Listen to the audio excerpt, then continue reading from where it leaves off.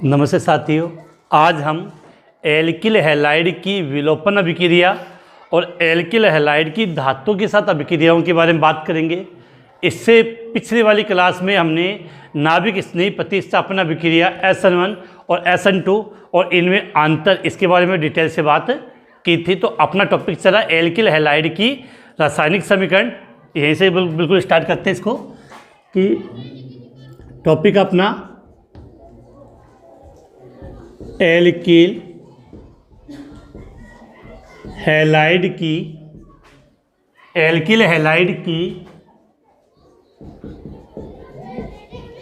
रासायनिक अभिक्रियाएं। क्या लिखा है? एल्किल हैलाइड की रासायनिक अभिक्रियाएं। इसमें सबसे एल्किल हैलाइड, अब ये तो आप समझते हो कि एल्किल हैलाइड बोलो या हेलो एल्केन, बात एक ही है।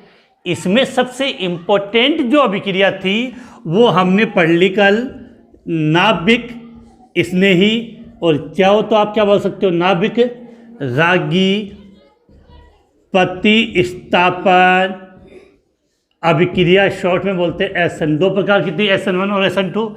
इसके बाद इसमें दूसरी जो महत्वपूर्ण अभिक्रिया आती है वो आती है बीटा विलोपन अभिक्रिया, जिसके बारे में हम बात करेंगे। तो आज की जो अपनी अभिक्रिया वो कौन सी है? बीटा विलोपन अभिक्रिया। इस बीटा विलोपन अभिक्रिया को स्टार्ट करते हैं उससे पहले हमें कुछ चीज़ें समझनी होगी कि एल्किल हैलाइड की जब हम बात कर रहे हैं तो बीटा विलोपन क्या है, इसको समझते हैं। एक सिंपल सा एग्जाम्पल समझता हूँ। ये कार्बन की एक श्रृंखला है, माना कार्बन की वैलेंसी 4 होती है। तो कार्बन से बीटा विलोपन की बात करें तो जिस कार्बन से हैलोजन परमाणु जुड़ा होगा, जैसे हैलोजन X हो गया, हैलोजन इस कार्बन से जुड़ा है तो इस कार्बन को हम बोलेंगे एल्फा कार्बन। क्या बोलेंगे? Alpha carbon. और एल्फा कार्बन के पास वाला कार्बन कहलाता है बीटा कार्बन। एल्फा कार्बन के पास वाला कार्बन क्या कहलाएगा? Beta carbon. और बीटा कार्बन से जो हाइड्रोजन जुड़े होंगे उनको हम क्या बोलेंगे? Beta hydrogen. तो यहाँ पर आपको दो चीज़ें आपके माइंड में बिल्कुल क्लियर होनी चाहिए कि बीटा विलोपन अभिक्रिया जब हम स्टार्ट पढ़ेंगे तो हैलोजन, क्या लिखा है? हैलोजन जिस कार्बन से जुड़ा होगा उस कार्बन को हम क्या बोलेंगे? Alpha carbon. और एल्फा कार्बन के पास वाला कार्बन क्या होगा? Beta carbon. और बीटा कार्बन से जो हाइड्रोजन जुड़ा होगा उसको आप क्या कहोगे? Beta hydrogen. अब क्या होता है कि यहाँ पर बीटा विलोपन लिखा हुआ है, विलोपन का मतलब बाहर जाना। तो इसमें बीटा कार्बन से आपका जो हाइड्रोजन है, क्या है? हाइड्रोजन किसी क्षार के साथ, क्षार का मतलब बेस, किसी क्षार के साथ जुड़ के बाहर चला जाता है। और एल्फा कार्बन से आपका हैलोजन, एल्फा कार्बन से आपका हैलोजन बाहर चला जाता है। इस कारण से एक ये चला गया और एक ये चला जाता है, जिससे कार्बन कार्बन के मध्य डबल बॉन्ड आ जाता है और एल्कीन का निर्माण होता है।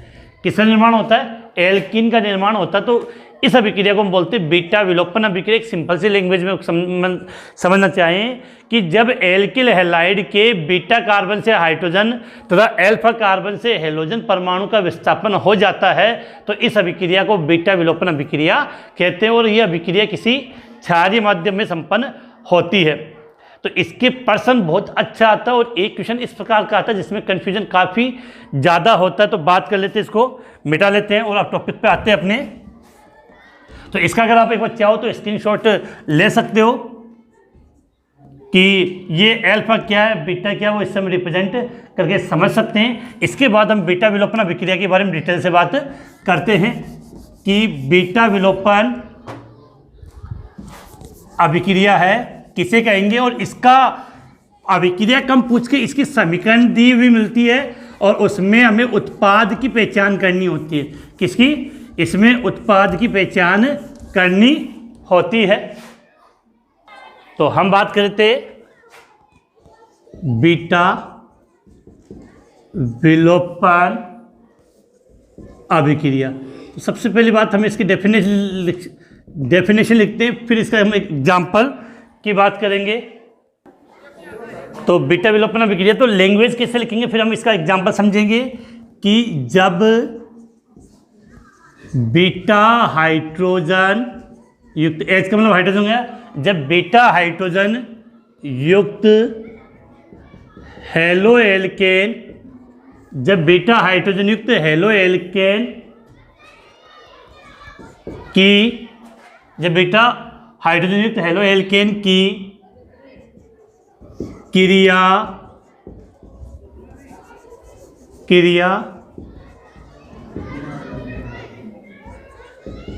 एल्कोहलिक KOH के साथ करवाते हैं तो अल्फा कार्बन से हैलोजन परमाणु, अल्फा कार्बन से हैलोजन परमाणु तथा बीटा कार्बन से हाइड्रोजन परमाणु का विलोपन हो जाता है तथा एल्कीन प्राप्त होती है। इस अभिक्रिया से बीटा कार्बन, BC का मतलब बीटा कार्बन, बीटा कार्बन से हाइड्रोजन परमाणु का विलोपन होने से इसे बीटा विलोपन अभिक्रिया कहते हैं। इसका एक सिंपल सा एग्जांपल मैं आपको समझाता हूँ। तो जो एक इसका एग्जांपल समझते हैं, जैसे एक मैंने यहाँ पे ले दिया CH3 CH2Cl और इसकी क्रिया हम करवा रहे हैं KOH और ये लिखा है ALC। कैसा है? एल्कोहलिक। समझना काफ़ी इंपॉर्टेंट क्वेश्चन है। KOH कैसा लिया? ALC का मतलब एल्कोहलिक। अब होता क्या, देखो हेलोजन जिस कार्बन से जुड़ा वो कार्बन क्या है? Alpha carbon. अल्फा कार्बन के पास वाला कार्बन बीटा कार्बन। अब बीटा कार्बन से कितने हाइड्रोजन जुड़े? 3। तो इन 3 को हम ऐसा रिप्रेजेंट कर ले कि थोड़ा इजीली समझ में अपने को आ जाए। यहाँ पर एक H, दूसरा H और तीसरा H। अब होगा क्या कि ये एल्कोहलिक KOH है, जब ये अपने आयनों में टूटेगा तो क्या बनाएगा? K+ और OH-। अब ये देखना, ये जो OH- है वो आपके क्षार अर्थात बेस के रूप में कार्य करेगा, जो बीटा से एक हाइड्रोजन ले जाएगा। किससे? बीटा कार्बन से एक हाइड्रोजन को ले जाएगा तो क्या बन जाएगा? OH और इस K के साथ बाहर क्या चला जाएगा? Cl। तो एक बंद यहाँ से टूटा और एक बंद यहाँ से, तो बीच में क्या आ जाएगा? Double bond. तो क्या बन जाएगा? CH2 double bond CH2 plus KCl plus H2O। आप इसको ऐसे समझ लो, थोड़ा इजीली समझ में। यहाँ से तो क्या बाहर गया आपका? KCl। क्षार है तो ये जो OH है वो यहाँ से एक हाइड्रोजन को बाहर ले जाएगा, तो ये H2 बन गया और बीच में क्या आ जाएगा? Double bond. तो कंडीशन उत्पाद क्या बन गया आपके?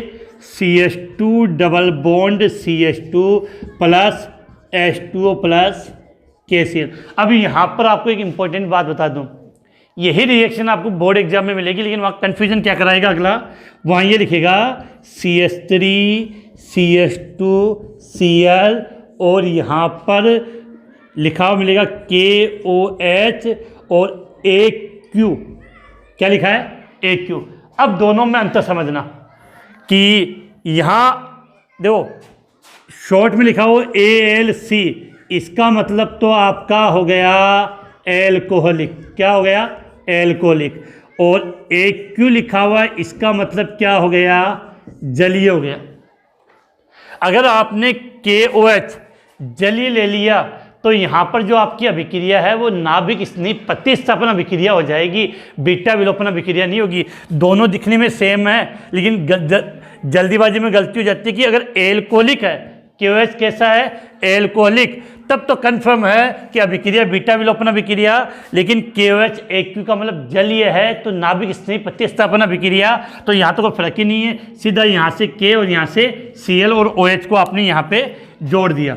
तो CH3 CH2OH प्लस KCl। तो दोनों में अंतर है कि यह अभिक्रिया कौन सी हो गई, नाभिक स्नेह प्रतिस्थापन अभिक्रिया, और यह अभिक्रिया बीटा विलोपन। तो फिर से एक बार इसको रिपीट कर देता हूं, पहले आप इसका एक बार स्क्रीनशॉट ले लें।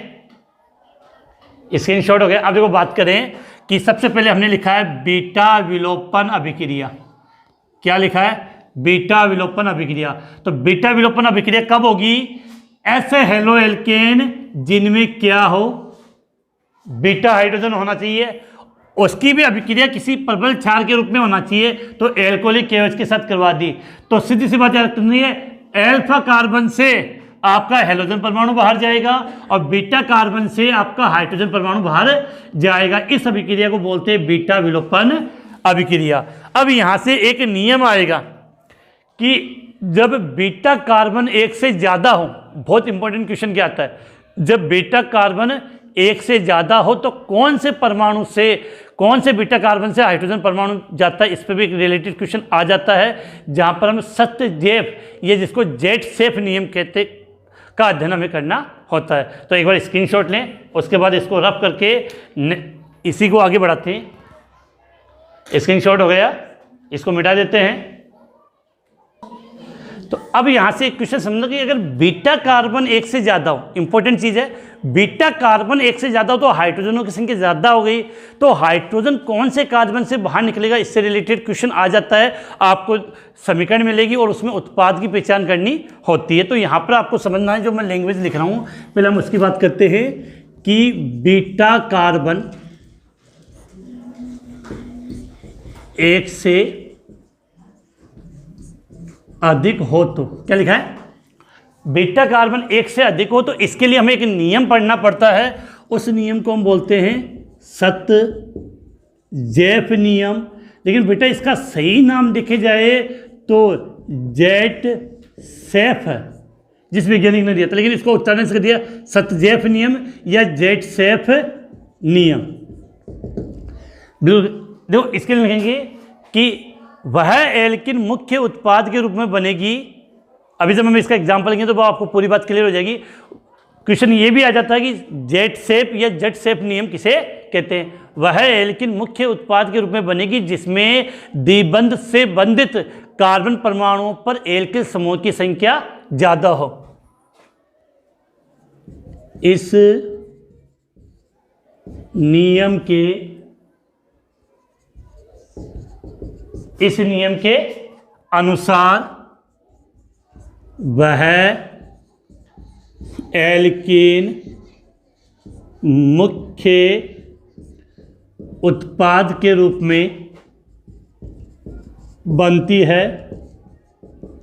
जिसमें द्विबंध से बंधित कार्बन परमाणु, जिसमें द्विबंध से बंधित कार्बन परमाणु पर एल्किल समूह है अधिक संख्या में जुड़े हो। एल्किल समूह अधिक संख्या में जुड़े हो क्योंकि वह एल्कीन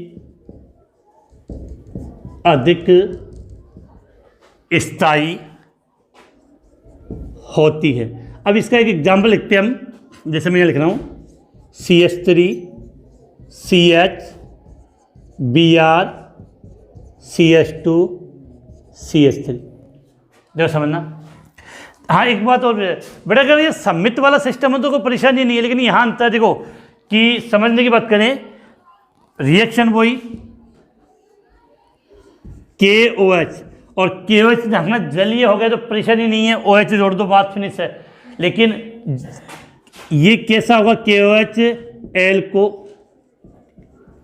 अब बेटा ये जरूरी नहीं KOH हो, एग्जाम में KOH के स्थान पे आपको क्या लिखा मिल जाए, NaOH, को भी छाल हो सकता है। अब देखो Br जिस कार्बन से जुड़ा है वो कार्बन कौन सा होता है, हेलोजन जिस कार्बन से जुड़ा है वो कार्बन अल्फा कार्बन। अब देखो अल्फा कार्बन के पास में ये भी कार्बन है और ये भी कार्बन है, तो अल्फा कार्बन के पास वाले कार्बन कौन सा हुआ, बीटा कार्बन। अब बीटा कार्बन 2 गए, तब कन्फ्यूजन क्या था कि हाइड्रोजन इस कार्बन से हटेगा या हाइड्रोजन इस कार्बन से हटेगा। मैं दोनों से हटाकर आपको उत्पाद बना के बता रहा हूँ, फिर आप समझ जाओगे कंडीशन क्या होने वाली है। तो देखो, एक बार हाइड्रोजन आप यहाँ से हटा दो और एक बार हाइड्रोजन यहाँ से, तो यहाँ से हाइड्रोजन हटेगा तो बीच में डबल बॉन्ड यहाँ आएगा, CH3 CH, हाइड्रोजन यहाँ से और Br हटा से बीच में डबल बॉन्ड CH CH3।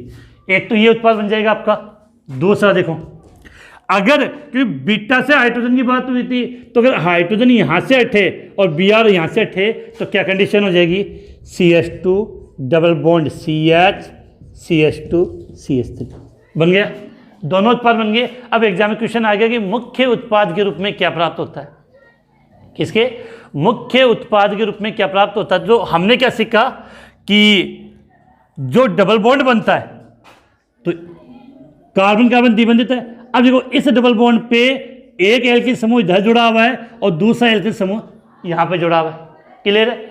इसमें देखो, ये डबल बॉन्ड हो गया तो इसमें पूरा एल्किल समूह एक ही हो गया, तो इसमें डबल बॉन्ड वाले कार्बन पे 2 एल्किल समूह जुड़े हुए और इस पे एक। और सत्यजेप नियम ने क्या कहा था, द्विबंधित कार्बन परमाणु पर एल्किल समूह की संख्या क्या होनी चाहिए, ज्यादा। तो इस पर एल्किल समूह की संख्या ज्यादा और इस पर एल्किल समूह की संख्या कम है। इसका मतलब ये जो उत्पाद है, देखो दोनों उत्पादों के नामकरण में अंतर आएगा। नामकरण सीखे तो 1 2 3 4 4 कार्बन है और 4 में तो इसका नाम हो जाएगा 2 ब्यूटीन, 2 नंबर पे डबल बॉन्ड है। इसमें देखो यहीं से काउंटिंग स्टार्ट हो जाएगी 1 2 3 4, तो यहां पर आपका हो जाएगा 1 ब्यूटीन। तो इसमें दोनों उत्पाद बनेंगे तो दोनों 2 ब्यूटीन और 1 ब्यूटीन, लेकिन 2 ब्यूटीन है वो आपका मुख्य उत्पाद होगा, मुख्य मात्रा में बनता है, ज़्यादा मात्रा में बनता है, और 1 ब्यूटीन है वो कम मात्रा में बनता है, तो इसको बोल सकते हैं अल्प उत्पाद या कम मात्रा में प्राप्त होगा। तो उम्मीद है कि अगर किसकी बात की है, जब बीटा कार्बन 1 से अधिक हो तो हमें कौन से नियम का प्रयोग करना है, सत्यजेफ या जेटसेफ नियम का प्रयोग करना है। तो इस नियम से एल्कीन मुख्य उत्पाद के रूप में वही बनेगी जिसमें द्विबंध वाले कार्बन पर क्या हो, एल्किल समूह की संख्या ज़्यादा हो रही। एग्जाम्पल मैंने समझा दिया। इस प्रकार के एग्जाम्पल देखकर बोर्ड एग्जाम में इजीली क्वेश्चन पुटअप कर लिया जाता है। तो ये कौन सी अभिक्रिया होगी आपकी, बीटा विलोपन अभिक्रिया। इसके पश्चात एल्किल हैलाइड की जो तीसरी अभिक्रिया, मैं पहले बता दूं अपना ये जो ऑनलाइन क्लास चल रही है वो NCERT सिलेबस के अकॉर्डिंग है, तो जो आपके बुक में दिया है मैं उसी के अकॉर्डिंग लेकर चल रहा हूँ यहाँ पे। तो आप इसका स्क्रीनशॉट लें और उसके बाद हम आगे बढ़ाते हैं इसको।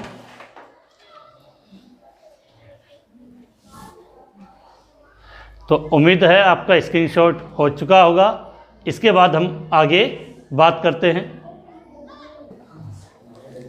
तो ये हुई बीटा विलोपन अभिक्रिया। इसके बाद इसकी तीसरी अभिक्रिया धातुओं के साथ, तो उसकी हम बात करते हैं। नंबर 3,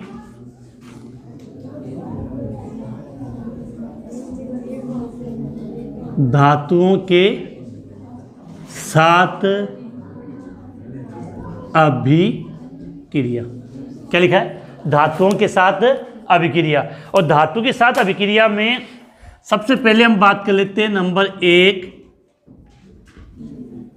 सोडियम धातु के साथ। क्या लिखा है, सोडियम धातु के साथ। तो बेटा सोडियम धातु के साथ जब, पहली बात ये किसकी अभिक्रिया, एल्किल हैलाइड की अभिक्रिया है। सोडियम धातु के साथ जब एल्किल हैलाइड की आप अभिक्रिया करवाते हो तो उस अभिक्रिया का एक पर्टिकुलर नाम है, उसको बोलते हैं हम वुड्स अभिक्रिया या वुड्टज अभिक्रिया। क्या बोलते हैं, वुड्टज अभिक्रिया। तो ये मैंने शुरुआत में भी आपको बताया था कि चैप्टर की जितनी भी नेम रिएक्शन है उनका मैंने पर्टिकुलर प्रत्येक का अलग से वीडियो बना रखा है। तो वुड्स अभिक्रिया, इसके लिए ज़्यादा टाइम खराब नहीं करेंगे। इस वीडियो का लिंक, इस रासायनिक अभिक्रिया का जो लिंक है वो वीडियो के डिस्क्रिप्शन में दिया गया है। वहाँ पर आपको अभिक्रिया बिल्कुल डिटेल से बताई गई है। और केवल ये नहीं कि वुड्स अभिक्रिया किसे कहते हैं, इसमें किस किस प्रकार से क्वेश्चन आपसे पूछ लिया जाता है उसके बारे में मैंने वहाँ पे बता दिया। तो यहाँ इसके बारे में ज़्यादा बात नहीं करेंगे। वुड्स अभिक्रिया आप वीडियो के डिस्क्रिप्शन में जाके क्लास के बाद में देख लेना। इसके बाद नंबर दूसरी अभिक्रिया आती है आपकी मैग्नीशियम धातु के साथ। क्या लिखा है? मैग्नीशियम धातु के साथ। अब यहां से इस मैग्नीशियम धातु के साथ की अभिक्रिया की बात करें तो पहले हम एक चीज समझते हैं कि एक कंपाउंड होता है RMgX। क्या लिखा है? R alkyl magnesium halide, normally alkyl magnesium halide. इस कंपाउंड को हम बोलते हैं गिन्यार अभिकर्मक। काफ़ी इंपॉर्टेंट है, चैप्टर नंबर 11-12 में बार बार काम में आएगा। RMgX गिन्यार अभिकर्मक। क्लियर है? तो RMgX गिन्यार अभिकर्मक। अब देखो यहाँ पर क्या होता है, मैग्नीशियम धातु के साथ जब एल्किल हैलाइड की क्रिया मैग्नीशियम धातु के साथ करवाई जाती है तो RMgX का निर्माण होता है, जिसे हम क्या बोलते हैं? गिन्यार अभिकर्मक कहा जाता है। तो ये तो समझ जाए, वो याद हो जाए, बिल्कुल क्लियर होना चाहिए। RMgX को हम क्या बोलते हैं? गिन्यार अभिकर्मक। तो लैंग्वेज में कैसे लिखेंगे इसको? हेलो एल्केन की अभिक्रिया मैग्नीशियम धातु के साथ शुष्क ईथर की उपस्थिति में कराने पर, शुष्क ईथर की उपस्थिति में कराने पर एल्किल मैग्नीशियम हैलाइड अर्थात RMgX कराने पर एल्किल मैग्नीशियम हैलाइड बनता है, जिसे गिन्यार अभिकर्मक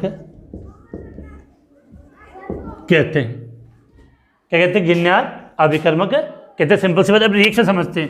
हेलो एल्केन, या इसको हम चाहे तो क्या लिख सकते हैं? Alkyl halide. तो हेलो एल्केन या एल्किल हैलाइड, तो RX ये तो एल्किल हैलाइड। क्रिया किससे करवाई? मैग्नीशियम से। किसकी उपस्थिति में? शुष्क ईथर की उपस्थिति में। अब समझो, एक सीधी सी बात आपको याद करनी है। जब भी एल्किल हैलाइड की क्रिया मैग्नीशियम के साथ करवाई जाती है तो मैग्नीशियम इनके बीच में बैठ जाएगा। इतना सा याद कर लो, इनके कहाँ बीच में बैठ जाएगा। तो बीच में बिठाओगे तो क्या बन जाएगा? RMgX। एक सिंपल सा एग्जाम्पल समझते हैं। CH3CH2Cl प्लस Mg अभिक्रिया शुष्क ईथर। तो Mg कहाँ जाएगा? इनके बीच में। तो क्या बन जाएगा आपका? CH3CH2MgCl। क्लियर होगी बात? अब यहाँ पर एक समझने लायक महत्वपूर्ण बात यह है कि यह अभिक्रिया लेस मात्रा में बिल्कुल भी पानी नहीं होना चाहिए। अगर इस अभिक्रिया में लेस मात्रा जरा बहुत भी पानी है तो आपको RMgX प्राप्त नहीं होगा, आपको एल्केन प्राप्त हो जाता है। क्वेश्चन घुमा फिरा के पूछ लिया जाता है कि देखो, इसी को मैं समझा रहा हूं कि अगर वाटर का मॉलिक्यूल, अगर जल यहाँ पर अवेलेबल होगा तो ये गिन्यार अभिकर्मक जल के साथ तुरंत क्रिया कर लेता है और उत्पाद के रूप में आपको आपके एल्केन का निर्माण कर देगा। उत्पाद के रूप में किसका निर्माण कर देगा? एल्केन का निर्माण कर देगा। अब देखो समझते हैं, यहाँ पे एक रिएक्शन समझा रहा हूँ और इस प्रकार से आपसे बोर्ड एग्जाम में क्वेश्चन पूछ लिया जाता है। देखो यहाँ पे कि CH3Cl क्रिया करवाई Mg के साथ, ठीक है।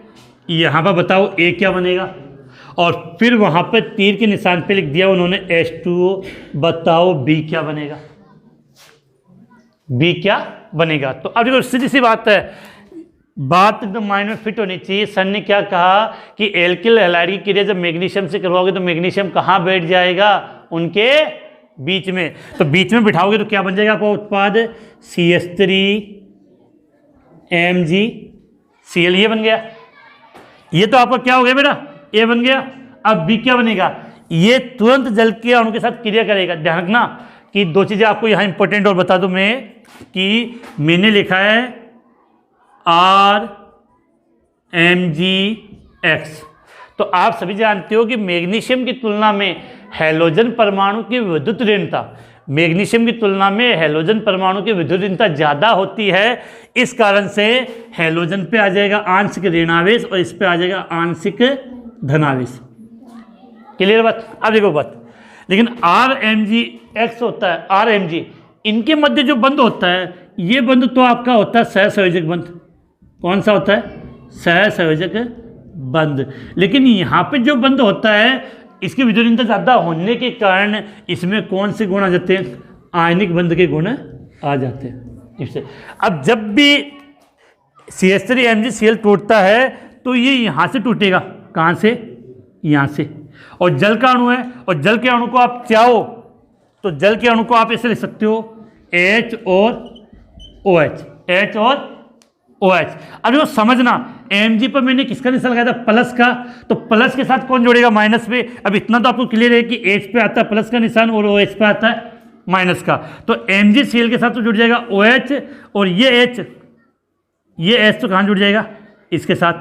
तो इसके साथ H जुड़ जाएगा तो क्या बन जाएगा यहाँ पे CH4, और Mg के साथ एक Cl और दूसरा OH, तो MgClOH।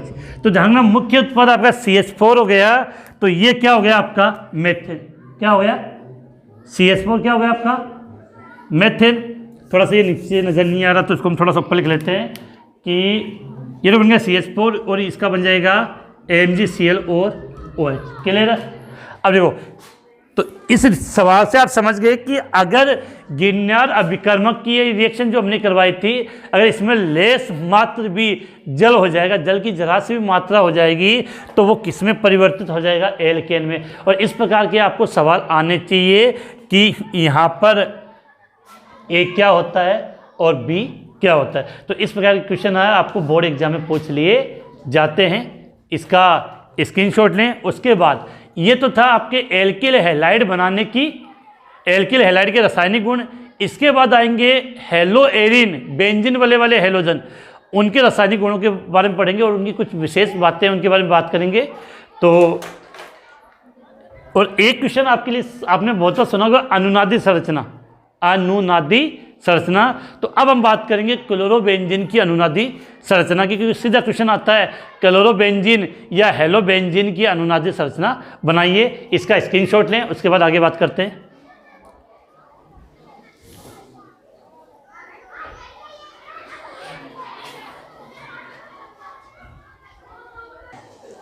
इसके बाद अब हम आगे बात करते हैं सबसे महत्वपूर्ण एक टॉपिक, बोर्ड में कभी कभार क्वेश्चन आ जाता है अनुनादी संरचना का, चाहे चैप्टर 10, 11, 12, 13, इन चारों चैप्टर में किसी न किसी एक कंपाउंड की अनुनादी संरचना बनती है। तो किसी एक से रिलेटेड एक क्वेश्चन पूछ सकता है, और अपनी जो टॉपिक है उसमें बनता है क्लोरोबेंजीन की अनुनादी संरचना। तो इसी को हम समझते हैं यहाँ पे कि लिख रहा हूँ यहाँ पे क्लोरोबेंजीन की अनुनादी संरचना। क्या लिखा है, और समझना बेटा बिल्कुल इंपॉर्टेंट है कि क्लोरोबेंजीन की अनुनादी संरचना। ठीक है। अब देखो कैसे याद करना है इसको, कि जब भी क्लोरोबेंजीन मतलब बेंजीन वाले के ऊपर हेलोजन जुड़ा होगा, जब भी आप क्लोरोबेंजीन की अनुनादी संरचना बनाओगे, मैं दो तरीके से बताऊंगा। एक तो एक्चुअली में होती कैसे उसको समझनी है, और उसको बताने के बाद एक सीधा तरीका बताऊंगा जिससे आप इजीली उसको बना सको। तो दोनों तरीके की बात करेंगे, कोई जल्दीबाजी नहीं। पहला रियलिटी समझते कि अनुनादित संरचना ये कैसे बन रही है, और दूसरे में डायरेक्ट तरीका जिसे आप इजीली बना पाओगे। तो सबसे पहले कि जैसे यहाँ पर आपने क्लोरोबेंजीन लिया मैंने, तो क्लोरोबेंजीन का मतलब बेंजीन वाले के ऊपर क्या जुड़ा होगा आपका, हैलोजन, ये क्लोरो जोड़ दिया। अब डबल बॉन्ड मैंने यहाँ पे लगा दिया, जैसे भी कंडीशन में हो सकती है। अब क्या होता है कि बेटा ये जो क्लोरीन होती है, क्लोरीन है, तो इसके बाहरी कोश में इलेक्ट्रॉन कितने होते हैं, 7। 7 में से बंध बनाने में कितना भाग लिया, 1, तो कितने बच गए, 6, और 6 का मतलब 3 लोन पेयर होते हैं। तो इसका जो लोन पेयर होता है वो बेंजीन वाले के पाई इलेक्ट्रॉनों के साथ युग्मन कर लेता है, जिसके कारण यहाँ अनुनादित संरचना का निर्माण होता है। अभी उस कंडीशन होगी क्या, पहली वाली कंडीशन में बेटा देखो ऐसा होता है, मैंने पहले बता रहा हूँ कि पहले आपको तरीका बता रहा हूँ और लास्ट में याद करने का संप्रदाय तरीका भी बता दूंगा कि होगा क्या। ये लोन पेयर है, इसका एक 3 लोन पेयर हो गए Cl पे, तो ये लोन पेयर जब यहाँ आएगा, तो यहाँ आएगा तो सीधी बात है यहाँ डबल बॉन्ड बनेगा। तो इस कार्बन के बंध काउंट करना, 1, 2, 3 और 4 और एक ही बन जाएगा 5। तो उस कंडीशन में ये डबल बॉन्ड टूटेगा, तो इस बंध के जो इलेक्ट्रॉन है वो यहाँ पर आ जाएंगे और यहाँ माइनस का निशान आ जाएगा। अब कैसे समझते हैं, यहाँ पे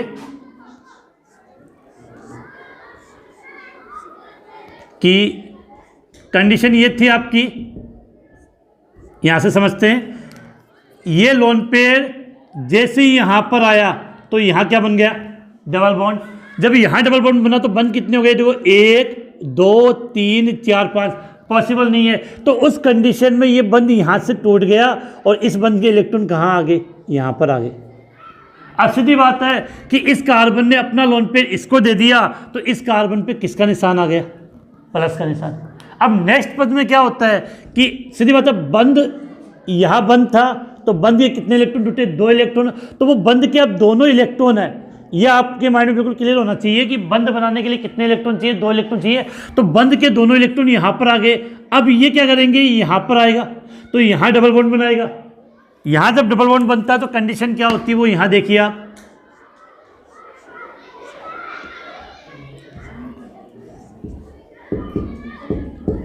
तो ये तो कंडीशन आपकी पहले डबल बॉन्ड था और यहां प्लस का निशान था।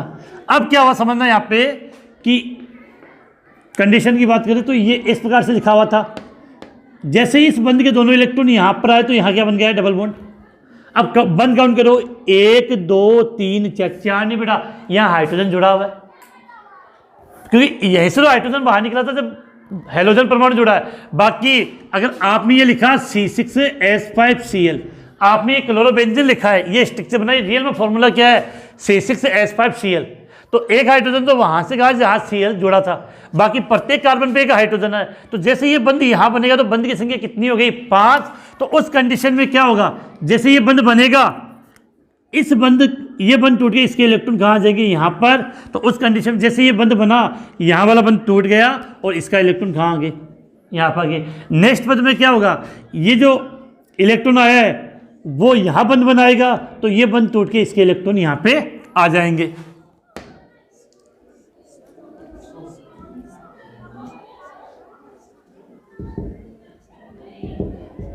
तो क्या हुआ, जैसे ये बंध बनाएगा तो ये तो कंडीशन थी, जैसे ये बंध बनाएगा तो ये यहाँ पर आ जाएगा और यहाँ वाला बंध टूट के इसके इलेक्ट्रॉन कहाँ आ जाएंगे, यहाँ पे आ जाएंगे। लास्ट वाले में क्या होगा कि लास्ट वाले में क्या हुआ कि जब ये यहाँ बंध बनाएगा तो बंधों की संख्या 5 हो जाएगी, तो ये बंध टूट के वापस ऊपर चला जाएगा। तो उस कंडीशन में देखो, इसने जैसे यह बंध बनाया तो ये बंध टूट जाएगा, तो वापस वो इलेक्ट्रॉन वहां पे चले जाएंगे। तो इस प्रकार से इनकी स्ट्रक्चर बनती है। और जब भी आप अनुनादित संरचना बनाओ तो इनके बीच में द्विमुख वाले तीर का निशान लगता है। अब बेटा आप कहोगे सर बता दिया, समझा दिया, लेकिन समझ में नहीं आया, वो मैंने पहले कहा था। अब सीधी बात है कि हमें इसको बोर्ड एग्जाम में बना के आना है, बोर्ड एग्जाम में बना के आना है। अब यहाँ से मैं 3-4 चीज़ें आपको समझा दूँ, समझना।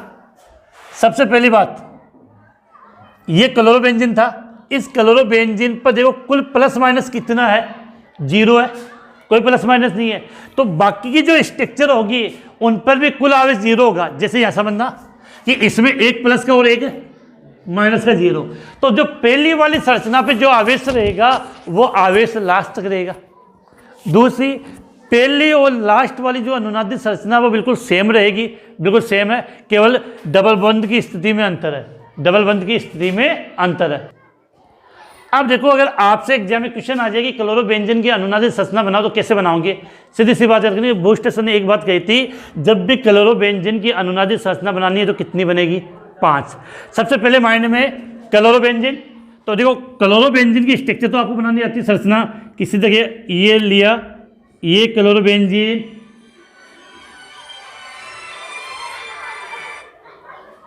ये क्लोरोबेंजीन है, यहाँ डबल बॉन्ड मैंने शो कर दिया, यहाँ पे Cl जोड़ दिया, कितने Cl पे कितने इलेक्ट्रॉन है बाहरी को, उसमें 6 अर्थात 3 लोन पे।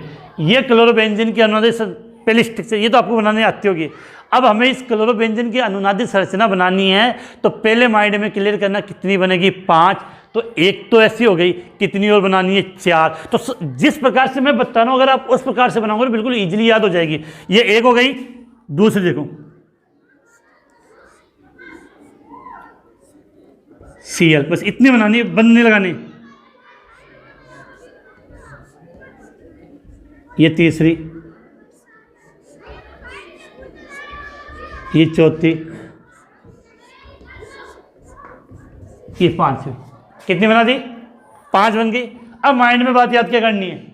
पहली और लास्ट वाली सेम, ऊपर देख लो, पहली और लास्ट वाली सेम। अंतर क्या है कि पहली वाली में डबल बॉन्ड यहां से एक छोड़ के, लास्ट वाली में डबल बॉन्ड यहां लगाना और कोई अंतर नहीं। तो पहली है सेम 6 इलेक्ट्रॉन, 1 2 3 4 5 6 हो गए। अब देखो, उसमें डबल बॉन्ड यहां से था, इसमें डबल बॉन्ड यहां से, देख लो और कोई अंतर नहीं है। तो पहली और लास्ट वाली सेम है, 2 तो हो गई।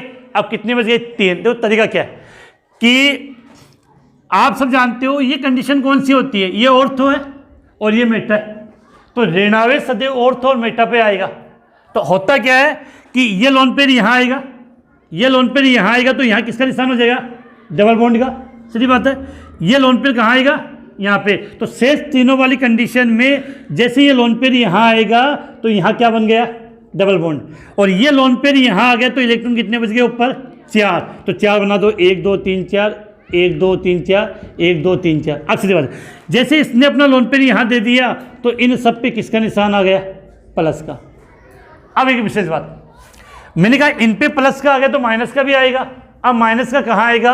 ऑर्थो और पैरा पे। तो एक बार माइनस का निशान यहाँ लगा दिया, दूसरी बार निशान यहाँ लगा दिया, और तीसरी बार निशान ऑर्थो पैरा ऑर्थो।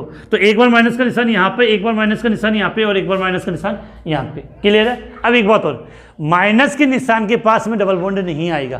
कैसे समझो? इसमें माइनस यहाँ, तो इसके स्टिक के पास में तो ये नहीं आएगा, तो ऐसे डबल बॉन्ड बना दो। इसमें स्ट्रक्चर ये पास में तो यहाँ डबल बॉन्ड नहीं आएगा, तो ये बना दो।